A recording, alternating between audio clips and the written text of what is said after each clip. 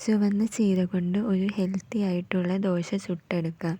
മിക്സിയുടെ ജാറിലോട്ട് ചെറുതായി അരിഞ്ഞ ചീരയില, ഒരു കഷ്ണം ഇഞ്ചി, ഒരു പച്ചമുളക്, ജീരകം, കുറച്ച് വെള്ളം എന്നിവ ചേർത്ത് നന്നായി അരച്ചെടുക്കാം. ഈ മിക്സ് ദോശയുടെ ബാറ്ററിലോട്ട് ചേർത്ത് കൊടുക്കാം. ആവശ്യത്തിന് ഉപ്പും കൂടി ചേർത്ത് നന്നായി യോജിപ്പിച്ചെടുക്കാം. ഇനി ഒരു പാനിലോട്ട് ആവശ്യത്തിന് ഓയിൽ ഒഴിച്ച് ദോശ ചുട്ടെടുക്കാം. ചുവന്ന ചീരയില കൊണ്ടുള്ള ഹെൽത്തി ആയിട്ടുള്ള ദോശ റെഡി. വീഡിയോ ഇഷ്ടമായാൽ ലൈക്ക്, ഷെയർ ആൻഡ് സബ്സ്ക്രൈബ്.